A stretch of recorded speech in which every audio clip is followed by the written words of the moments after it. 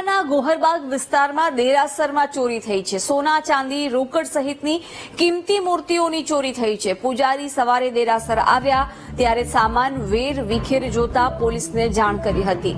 બિલીમોરા પોલીસે dog squad સીસીટીવીની મદદથી તપાસ હાથ ધરી છે। દેરાસરમાં ચોરીની ઘટના બની છે। વિગતો સાથે સંવાદદાતા રાકેશ જોડાઈ ગયા છે। રાકેશ, દેરાસરમાં ચોરી થઈ છે, શું વધુ અપડેટ?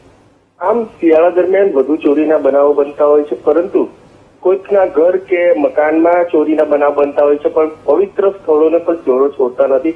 બિલીમોરામાં આવેલા જૈન દેરાસરમાં ગઈકાલે રાત્રિ દરમિયાન ચોરી થઈ હતી અને સવારમાં જ પૂજારીઓ કે જૈન સાધુઓ આવ્યા હતા પૂજા કરવા।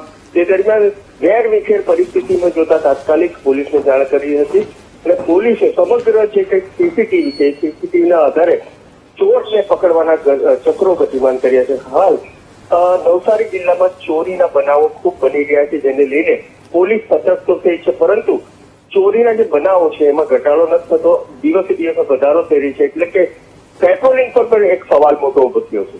જી બિલકુલ રાકેશ, આભાર જાણકારી આપવા બદલ।